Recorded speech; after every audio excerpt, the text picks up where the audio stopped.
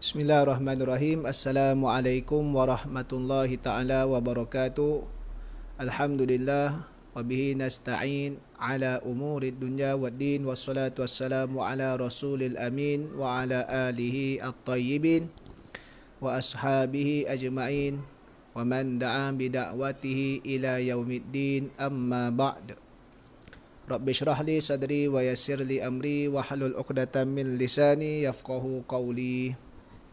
Apa khabar semua sahabat-sahabat yang dirahmati oleh Allah Subhanahu Wa Taala? Mudah-mudahan kita terus dikurniakan oleh Allah kesihatan yang berpanjangan serta dipelihara kita daripada wabak COVID-19 dan apa jua bala dan juga fitnah dalam diri dan kehidupan kita. Dalam masa yang sama kita mohon kepada Allah agar kita dipilih daripada kalangan hamba-hambanya untuk kita bertemu dengan bulan Ramadan pada kali ini dalam keadaan yang penuh dengan persiapan bagi kita mengimarahkan bulan Ramadan, bulan yang diangkat sebagai penghulu bagi segala bulan. Baik, malam ni kita sambung lagi siri yang ketiga, kitab Bidayatul Hidayah, permulaan bagi perjalanan hidayah, yang mana pada malam ni kita akan sambung pada adab yang ketujuh. Pada bahagian yang pertama, adab melakukan ketaatan, ada sebanyak 14 adab yang dihimpunkan oleh Al-Imam Al-Ghazali.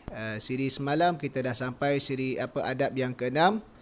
Malam ni kita akan masuk kepada adab yang ketujuh. Okay. Baik, adab yang ketujuh iaitulah adab masuk ke dalam masjid. Yang mana kita tahu masjid ni yang disebut sebagai rumah Allah, menjadi pusat kepada masyarakat umat Islam. Syiar agama Allah Subhanahu Wa Taala juga adalah salah satunya di masjid-masjid. Imam Ghazali mengatakan, apabila engkau masuk ke dalam masjid, maka dahulukanlah kakimu yang kanan, sebab kita masuk ke tempat yang baik. Berbeza macam adab kita masuk ke dalam tandas, masuk dengan kaki kiri. Jadi masuk masjid dalam kaki kanan, dan bacalah olehmu doa Allahumma salli ala sayyidina Muhammad wa ala ali sayyidina Muhammad wa sahbihi wa sallim. Allahumma ighfir li zunubi waftah li abwaba rahmatik. Ini doa masuk ke dalam masjid. Ataupun ringkas yang selalu kita baca, Allahumma ighfir li zunubi waftah li abwaba rahmatik. Ini doa masuk ke dalam masjid. Tak tahulah rata-rata baca doa ke tidak. Paling tidak kita Allahumma iftah li abwaba rahmatik. Itu paling tidak. Biasa masjid-masjid ni di pintu-pintu dia ada dia ditampal doa tersebut. Jadi bolehlah baca. Apabila engkau melihat di dalam masjid ada orang yang sedang menjual sesuatu, dalam dewan masjid buat perniagaan, maka katakan kepada orang tersebut, mudah-mudahan Allah tidak memberi keuntungan kepada perniagaanmu. Kerana apa? Dia telah kita panggil mengganggu situasi di dalam dewan solat masjid, dewan utama tadi itu. Sebab dalam tu bukanlah tempat untuk berjual beli, untuk bising, memekik-mekik untuk urusan duniawi. Dan apabila engkau melihat orang yang mencari satu harta yang hilang, maka katakan olehmu, mudah-mudahan Allah tidak mengembalikan kepadamu harta yang hilang. Begitulah kita disuruh oleh Rasulullah sallallahu alaihi wasallam, ya. Kerana apa? Kerana dengan kita memekik ataupun menyebukkan diri kita dengan urusan duniawi, dia telah menghilangkan fungsi masjid tersebut. Bukan maksud kalau ada barang hilang kita nak buat pengumuman langsung tak boleh, boleh.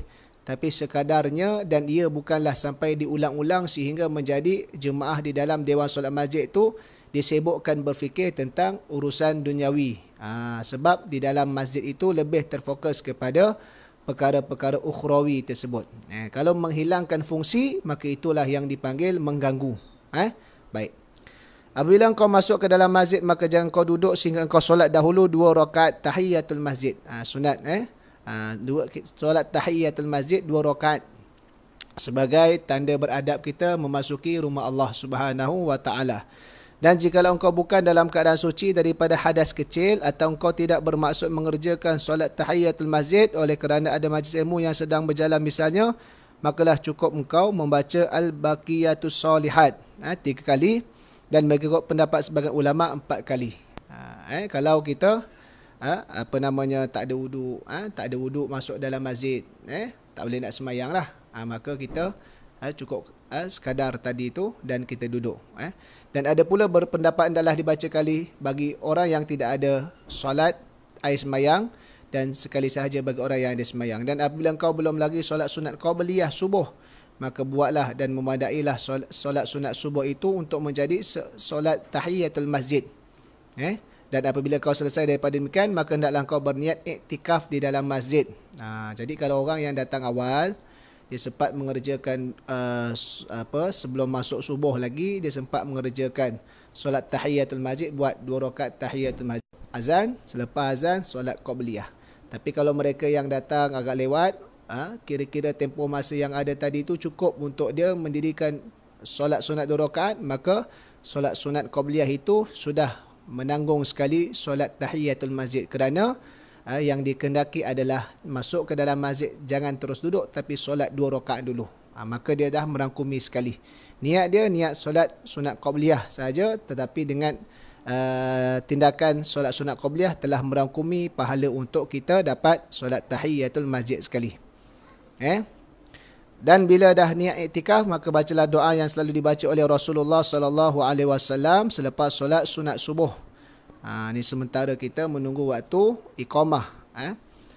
Doa yang di sini disebutkan, Allahumma inni as'aluka rahmatan min indika tahdi biha qalbi wa tajma'u biha syamli wa talummu biha sya'athi wa taruddu biha al-fatah wa tuslihu biha dini wa tahfadhu biha ghaibi wa tarfa'u biha syahidi wa tuzakki biha amali. Ya Allah, sesungguhnya aku memohon kepadamu akan rahmat yang turun dari sisimu, yang dengannya engkau memberi hidayah di dalam hatiku, dan dengannya engkau himpunkan yang bercerai-cerai daripada segala urusanku, dan dengannya engkau kumpulkan yang bercabang-cabang daripada segala pemikiranku, dan dengannya engkau pula pulangkan segala yang menjinakkan hatiku, dan dengannya engkau perbaikkanlah akan agamaku, dan dengannya engkau peliharakan segala sesuatu yang gaib daripada pandanganku, dan dengannya engkau terima syahadahku, persaksian, dan dengannya engkau bersihkan segala amalanku, dan dengannya engkau putihkan akan mukaku. Ada doa lagi. Wa tubayyidu biha wajhi wa tulhimuni biha rusydi wa taqdili biha hajati wa ta'simuni biha min kulli su. Dan dengannya engkau putihkan akan mukaku, dan dengannya engkau ilhamkan kepadaku akan petunjukku, dan dengannya engkau tunaikan segala hajatku, dan dengannya pula engkau peliharakan aku daripada segala kejahatan. Dan doa dia panjang, kita baca lagi. Mudah-mudahan ada manfaat. Allahumma inni as'aluka imanan khalisan yubashiru qalbi, wa as'aluka yaqinan sadiqan hatta a'lama annahu la yusibani illa ma katabtahu alayya wa ridha bima qasamtahu li. Ya Allah, aku meminta kepadamu akan iman yang murni yang memenuhi lembaran hatiku, dan meminta kepadamu akan yakin yang sebenar sehingga aku menyadari bahawa tidak ada sesuatu yang berlaku terhadap diriku kecuali apa-apa yang telah engkau putuskan ke atasku, dan aku meminta supaya aku redha dengan segala pemberian yang engkau bahagikan kepadaku. Allahumma inni as'aluka imanan sadiqa wa yaqinan laisa ba'dahu kufrun, wa as'aluka rahmatan analu biha syarafa karamatika fid dunya wal akhirah. Ya Allah, sesungguhnya aku meminta kepadamu akan iman yang benar dan yakin yang tidak ada kufur lagi selepasnya. Dan aku meminta akan rahmatmu yang dengan rahmat itu aku akan mendapat kemuliaan di dunia ini dan di akhirat kelak. Allahumma inni as'aluka as-sabra 'indal qada' wal fawza 'indal liqa' wa manazil asy-syuhada' wa 'aisha as-su'ada' wan nasra 'alal a'da' wa murafaqatal anbiya'. Ya Allah, sesungguhnya aku memohon kepadamu akan keredaan untuk menerima keputusanmu dan keuntungan ketika aku berjumpa denganmu. Dan aku memohon supaya diberikan kepadaku kedudukan para syuhada dan kedudukan kehidupan orang yang bahagia, dan aku memohon kemenangan terhadap segala musuh-musuh, dan memohon supaya aku dikumpulkan bersama-sama dengan para anbiya pada hari kiamat kelak. Terus lagi doa, Allahumma inni unzila bika hajati wa in da'ufa ra'yi wa qasura amali wa aftaqartu ila rahmatika fas'aluka ya qadiyal umur wa ya syafiyas sudur kama tujiru bainal buhur an tujirani min azabis sa'ir wa min fitnatil kuburi wa min da'watil thuburi. Ya Allah, hanya kepadamu aku persembahkan segala hajatku walaupun lemah pemikiranku dan kurang amalanku. Aku sangat berharap kepada limpahan rahmatmu. Maka aku meminta kepadamu, wahai Tuhan yang memutuskan segala perkara dan yang menyembuhkan segala penyakit yang ada di dalam dada. Ya Allah, seperti mana engkau pisahkan di antara segala lautan, maka engkau pisahkan aku daripada seksaan neraka sa'ir dan daripada seksaan kubur dan daripada laungan penyesalan.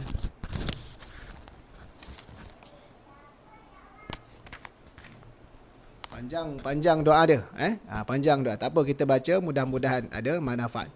Kemudian doanya lagi, Allahumma wa ma dha'afa anhu ra'yi wa qasura anhu amali wa lam tablughu niyati wa amniyati min khairin wa'adtahu ahadan min ibadika aw khairin anta mu'tihi ahadan min khalqika fa inni arghabu ilaika fihi was'aluka iyyahu ya rabbal alamin. Ya Allah, apa jua kebaikan yang lemah fikiranku daripada mencapainya dan kurang daripada amalanku dan tidak sampai kepadanya niatku dan cita-citaku sama ada daripada kebaikan yang pernah engkau janjikan untuk memberikannya kepada sesiapa sahaja daripada hamba-Mu atau daripada kebaikan yang telah engkau kurniakan kepada sesiapa sahaja daripada hamba-Mu, maka sebenarnya ya Allah, aku sangat berharap supaya engkau mengurniakan kebaikan yang seperti itu kepadaku jua, dan aku sangat memohonnya bagi diriku, wahai Tuhan sekalian alam. Allahumma ij'alna hadina muhtadin ghaira dhalin wala mudillin harban li'a'daika wa silman li'awliyaika nuhibbu bihubbikan nas wa nu'adi bida'awatika min man khalafaka min khalqika. Allahumma hadha ad-du'a wa alaika al-ijaba wa hadha al-juhdu wa alaika at-tuklanu wa inna lillahi wa inna ilaihi raji'un wa la hawla wa la quwwata illa billahil aliyyil azim. Ya Allah, jadikanlah kami ini daripada golongan hamba-Mu yang mendapat petunjuk dan memberi petunjuk dan kepada orang lain, bukan daripada golongan yang sesat dan bukan pula daripada mereka yang menyesatkan orang lain. Jadikanlah kami memusuhi akan orang yang memusuhi Engkau dan berdamai dengan seluruh penolong-Mu. Jadikanlah kami mencintai manusia dengan kecintaan-Mu dan memusuhi dengan permusuhan-Mu siapa sahaja yang ingkar kepada-Mu daripada makhluk-Mu. Ya Allah, inilah doa kami dan kepadamu diharapkan untuk terima, dan hanya sekadar ini sahaja usaha kami dan kepadamu kami berserah diri, dan sesungguhnya kami datang daripadamu dan kepadamu kami akan dikembalikan, dan tidak ada daya dan upaya kecuali hanya dengan pertolongan Allah yang maha tinggi lagi maha agung. Allahumma dhal hablis syadid wal amri rasyid as'aluka al-amna yawmal wa'id wal jannata yawmal khulud ma'al muqarrabina syuhud ar-rukka'is sujud al-mufina laka bil uhud innaka rahimun wadud wa anta taf'alu ma turid. Ya Allah, Tuhan yang memiliki tali agama yang kukuh dan perintah yang bijak, aku memohon keamanan di hari pembalasan dan memohon syurga di hari yang kekal bersama-sama dengan hamba-Mu yang muqarrabin yang akan melihat kepada wajah-Mu di mana mereka sentiasa rukuk dan sujud kepada-Mu dan menunaikan segala janji mereka kepada-Mu. Sesungguhnya Engkaulah Tuhan yang maha mengasihani dan maha pemurah, dan Engkau dapat perbuat apa sahaja yang Engkau kehendaki. Subhana man ittasafa bil izzi wa qala bi, subhana man labisal majda wa takarrama bi, subhana man la yanbaghi tasbihu illa lahu, subhana dzil fadl wan na'ami, subhana dzal qudrati wal karami, subhanalladzi uhsa kulla syai'in bi 'ilmihi. Allahumma ij'al li nuran fi qalbi wa nuran fi qabri wa nuran fi sam'i wa nuran fi basari wa nuran fi sya'ri wa nuran fi bashari wa nuran fi lahmi wa nuran fi dami wa nuran fi idhami wa nuran min baini yadayya wa nuran min khalfi wa nuran an yamini wa nuran an shimali wa nuran min fawqi wa nuran min tahti. Allahumma zidni nuran wa atini nuran a'zama nurin waj'alni nura bi rahmatika ya arhamar rahimin. Maha suci Tuhan yang bersifat dengan kemuliaan dan berkata dengannya, Maha suci Tuhan yang memakai segala keagungan dan bermurah dengannya, Maha suci Tuhan yang tidak layak dipersembahkan tasbih kecuali hanya kepadanya, Maha suci Tuhan yang memiliki kekuasaan dan kemurahan, Maha suci Tuhan yang menghinggakan segala sesuatu dengan ilmunya.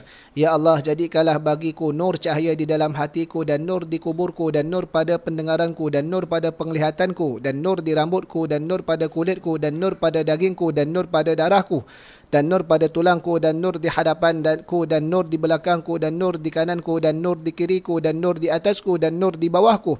Ya Allah, tambahkanlah aku nur dan berikanlah kepadaku sebesar-besar nur dan jadikanlah bagiku nur dengan kemurahan-Mu ya Allah yang maha pemurah lagi daripada segala yang pemurah. Panjang doa dia tadi tu.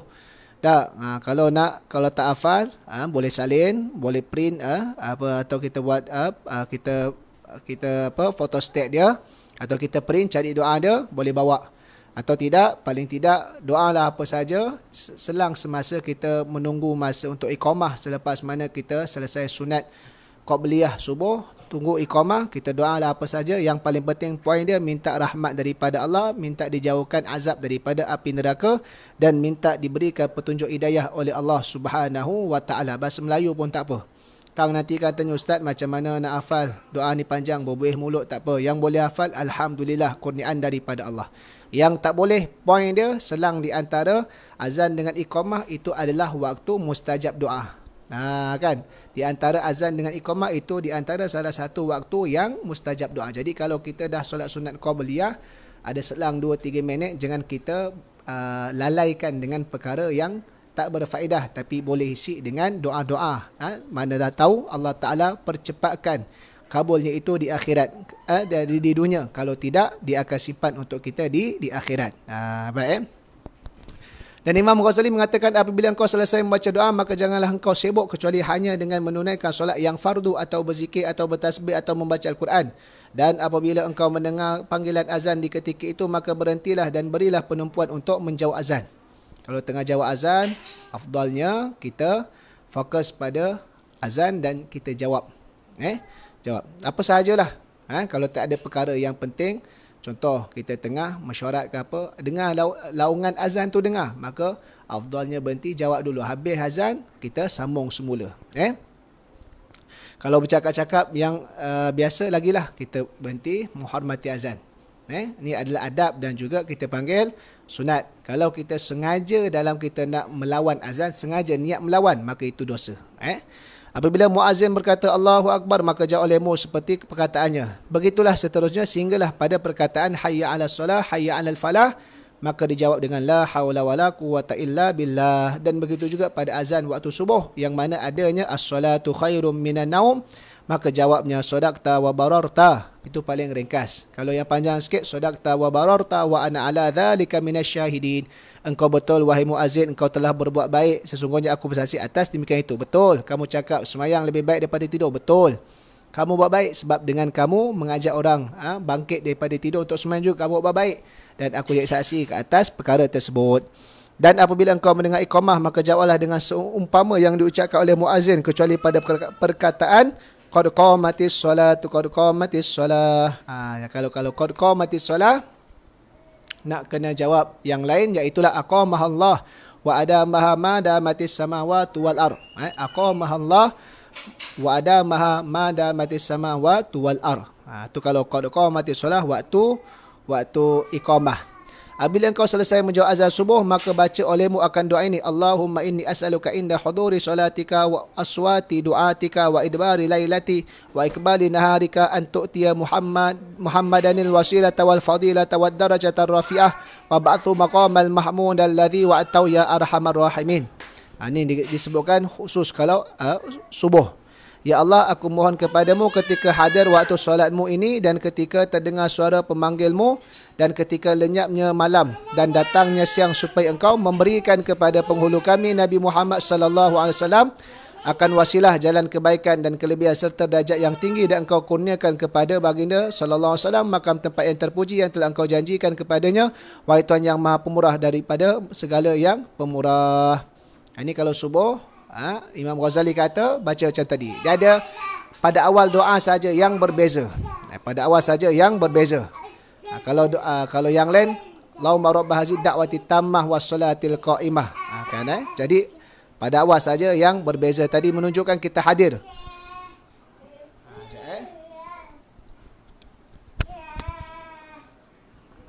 Kerana subuh ni cabaran nak hadir ke masjid.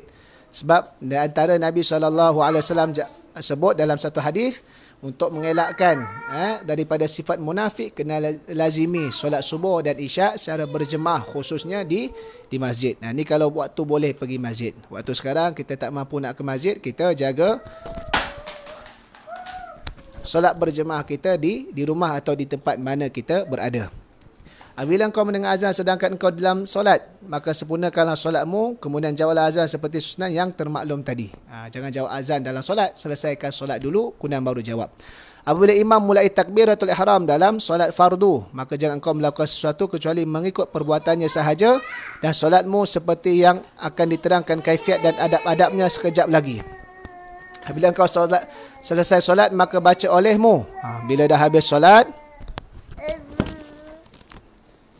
maka di antara doa yang diajarkan, Allahumma salli ala sayyidina Muhammad wa ala ali Muhammad, Allahumma antas salam wa minkas salam wa ilaika ya'udus salam, fahayyina rabbana bis salam wa adkhilna jannata darus salam, tabarakta rabbana wa ta'ala ya dzal jalali wal ikram.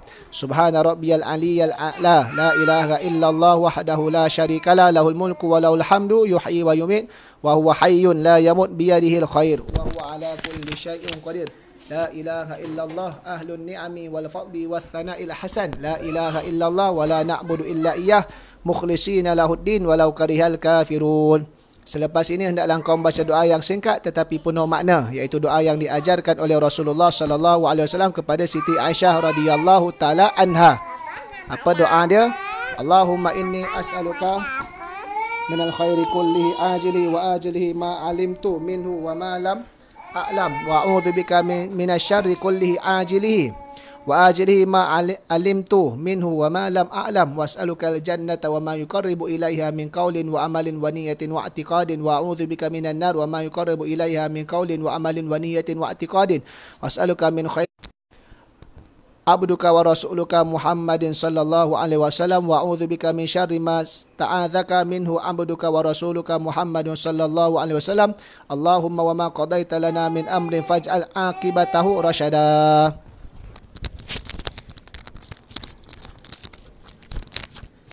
Kemudian hendaklah engkau baca doa yang diwasiatkan oleh Rasulullah sallallahu alaihi wasallam kepada andandanya Sayyidatina Fatimah Az-Zahra radhiyallahu taala anha, iaitu ya hayyu ya qayyum.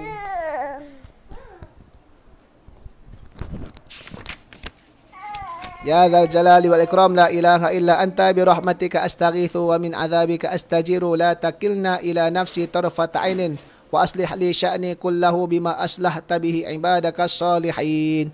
Ini antara doa-doa yang diajarkan, yang dicadangkan oleh Imam Ghazali selepas daripada semayang. Sebenarnya apa saja doa pun tak ada masalah, yang mana yang dikendaki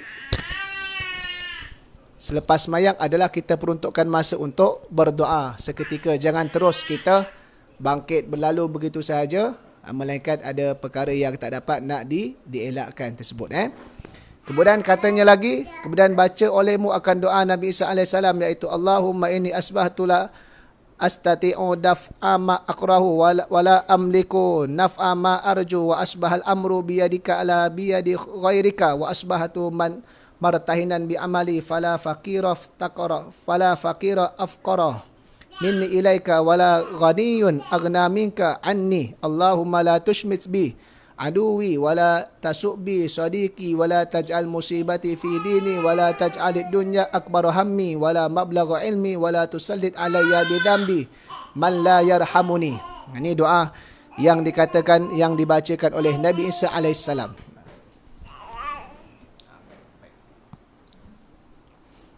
Kemudian setelah itu hendaklah engkau berdoa dengan apa sahaja doa yang kau kendaki daripada segala doa yang masyhur, dan hendaklah engkau hafal doa yang telah kami tuliskan di dalam fasal ad-da'awat, yakni doa-doa dalam kitab Ihya Ulumuddin.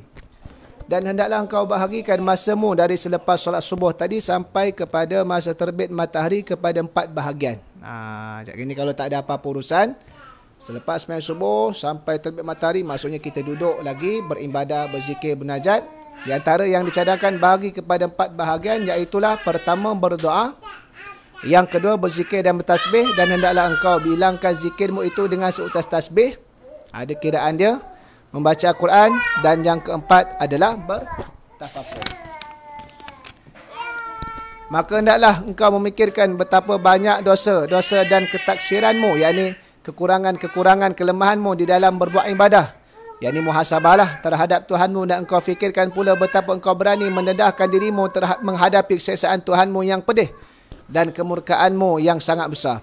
Dan hendaklah pula engkau fikirkan susunan waktumu dengan menentukan wirid yang engkau baca di sepanjang hari, nanti supaya dapat menyempurnakan wirid-wirid yang luput dari sebab ketaksiranmu, yakni kelemahan kekuranganmu. Dan hendaklah engkau fikirkan bagaimana engkau boleh menjaga diri di sepanjang hari, dan hendaklah pula engkau berniat untuk membuat sebarang kebaikan kepada orang-orang Islam. Dan hendaklah engkau berazam bahawa engkau di sepanjang hari nanti tidak akan membuat sesuatu kecuali hanya taat kepada Allah.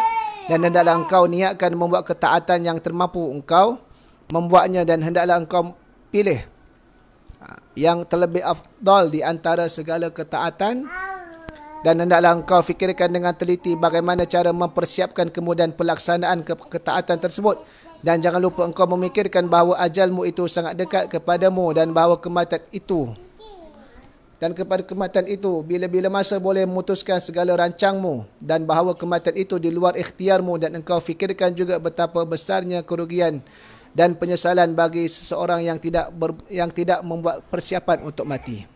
Ni duduk saja. Duduk saja, lepas itu kita bermuhasabah diri kita supaya adanya ibadah di dalam kita nak menampung kekurangan kita yang dulu-dulu.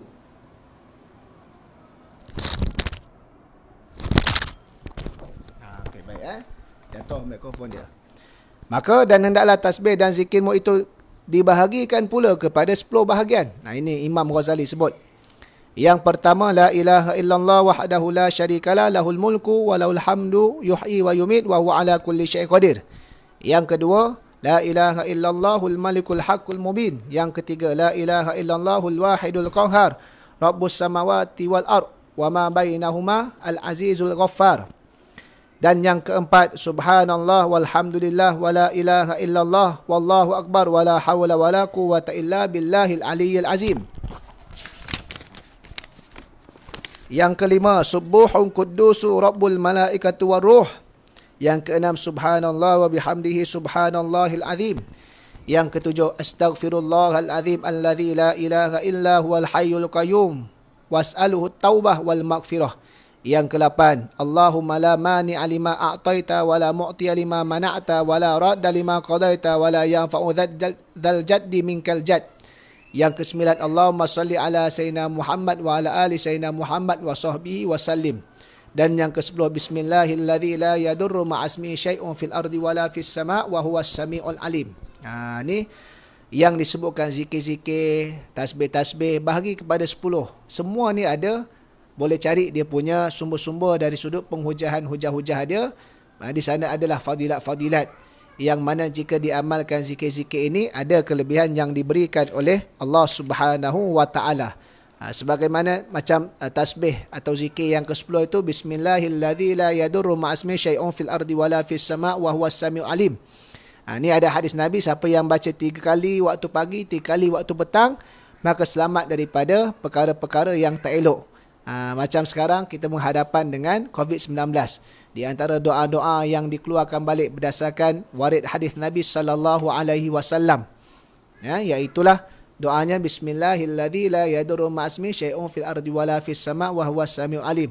Kita minta mohon dihindari daripada segala kemudaratan yang terkena, yang kalau supaya tidak terkena, tak menimpa ke dalam diri kita. Maka hendaklah engkau baca setiap bahagian daripada zikir itu 100 kali atau 70 kali atau 10 kali. Ini yang disebutkan tadi kan, lepas kita baca doa, kita duduk, kita tasbih, kita doa, kita baca Quran, tafakur kan. Bila bahagian zikir tadi 10 bahagian ni, setiap satu bahagian tu 100 atau 70 atau 10 kali. Bayangkan ini ibadah orang-orang yang terdahulu, mempunyai masa dan peruntukan masa, hebatnya mereka dalam beribadah. Kita kalau nak buat, kalau mampu, alhamdulillah, satu kurniaan daripada Allah. Kalau mungkin tak mampu kerana kelemahan kita dan kerana kesibukan kita, paling tidak jangan kita langsung tak berzikir. Selepas mayang jangan langsung tak berzikir, selepas mayang jangan langsung tak doa. Waktu di antara kita buat kerja-kerja, kita boleh selitkan dengan zikir, doa, selawat dan seumpamanya. Jangan sampai masa kita berlalu begitu sahaja sehingga luput daripada perkara-perkara yang boleh dimanfaatkan.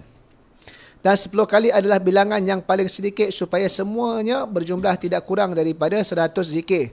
Dan hendaklah engkau lazimkan akan zikir ini dan jangan engkau bercakap-cakap sebelum terbit matahari kerana disebutkan di dalam hadis bahawa amalan seperti ini iaitu berzikir selepas solat subuh sampai terbit matahari dengan tidak dicela oleh sebarang percakapan adalah lebih afdal daripada memerdekakan 8 orang hamba daripada keturunan Nabi Ismail alaihissalam.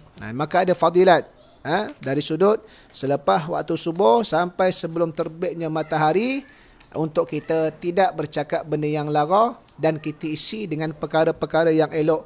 Maka antara fadilatnya terlebih baik daripada memerdekakan 8 orang daripada yang mana hamba itu daripada keturunan silsilah Nabi Ismail alaihissalam. Maksudnya orang yang daripada keturunan yang mulia, kemudian satu perbuatan yang mulia iaitulah membebaskan hamba. Dan memang dari sudut kalau kita baca perbahasan di antara solat sunat duha dengan solat sunat syuruk itu, memang ada hadis sahabat-sahabat ni selepas waktu subuh mereka pertama tak tidur. Yang kedua, kalau yang tak ada apa-apa urusan, mereka akan tunggu waktu cerah. Jadi apa yang mereka buat bila dah subuh kan masih lagi gelap. Kan? Masih lagi belum kita panggil cerah, matahari belum naik lagi. Maka apa yang mereka buat? Mereka isi dengan zikir-zikir.